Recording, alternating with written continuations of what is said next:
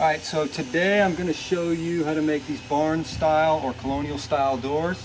I'm using a pine. I'm not using tongue and groove. If you're going to do an interior application or if you're going to do something that needs to be completely weather tight, I recommend using a tongue and groove or tongue and groove it yourself, or you can even use a shiplap, which is just a couple of rabbit edges that would joint together. In this case, it's a storage shed workshop. I'm not going to do air conditioning, so I'm just using 1x8 pine. And then I'm using 1x6 strapping. All right, I'm going to show you, I'm making two for two barn doors. I'll show you how to do that right now. Okay, so the very first step in making your door is measuring your opening. The first opening you want to measure is the floor to height. All right, and so what I did is I measured, this was exactly 84 inches, 7 feet. And then you want to take off 1/4 of an inch, all right, so you have enough clearance. You want to make sure you have at least enough clearance on the bottom, because if anything swells, it'll stick. So 1/4 of an inch minus your opening, and then you're just going to cut all of your boards to length. Don't worry about the width yet, cut them to length.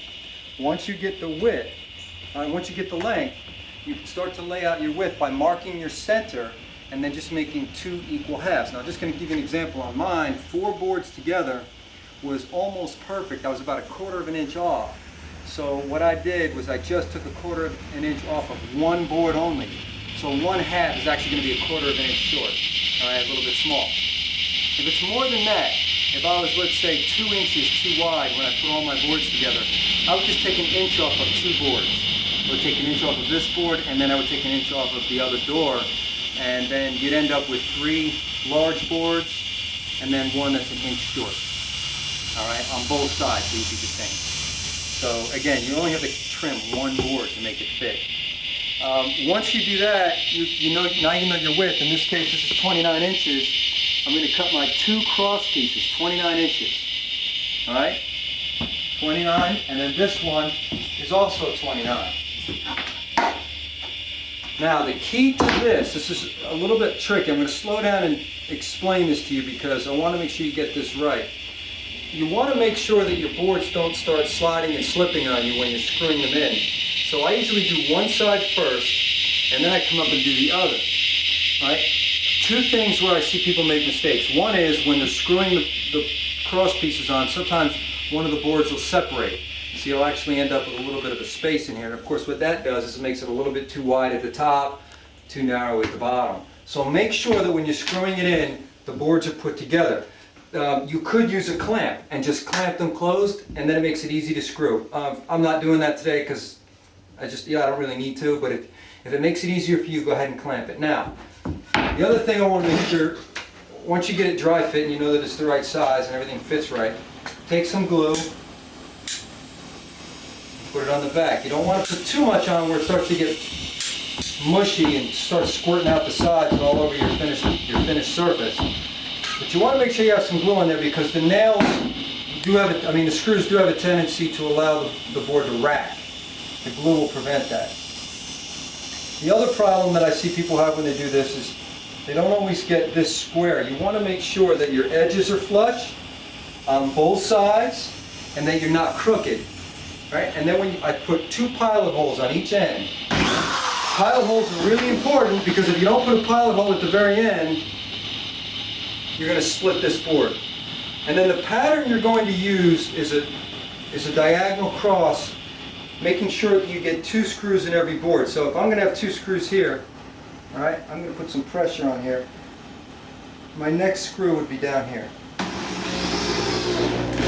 And you always want to sink the screw into the wood. All right? I've seen people try to screw it so that it's flush. Just get it into the wood. This is 1 1/4 screw. Perfect for 2 3/4 inch boards together, 1 1/4 inch. All right, now I'm going to double check it. I've got this board is set. The other ones I can still adjust if I need to. All right. Now I'm going to go ahead and do the next board. I'm going to add a screw on an angle. You just want to make sure that you get 2 screws in every board. All right.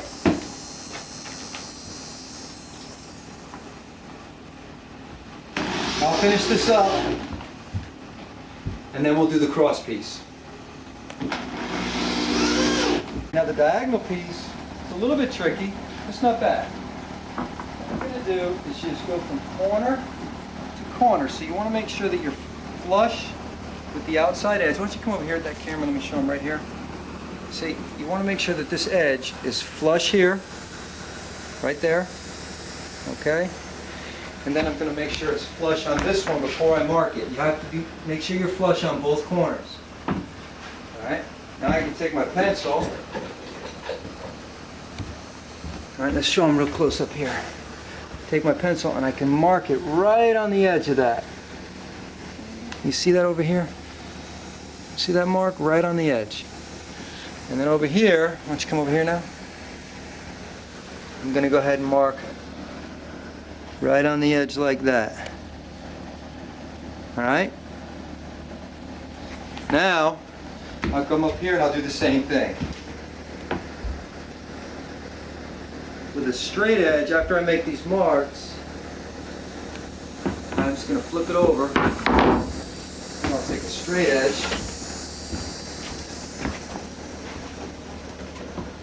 See, my mark is here. My mark is here. And I'm just going to go ahead and mark that. And then I'll do the same thing on the other side and cut it. Okay?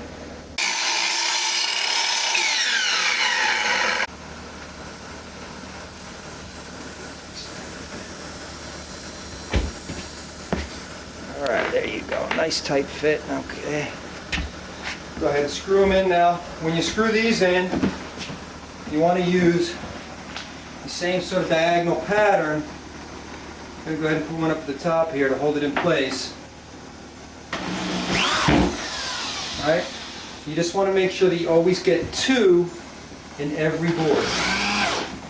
Alright, as long as you get 2 in every board, you're fine. So there's one to this board here, there's one screw, and the next screw is down here. So I've got both ends of it so it won't rack. Alright, I've got this side of it and this side of it. I'm just going to keep going all the way down to the very end until I'm done.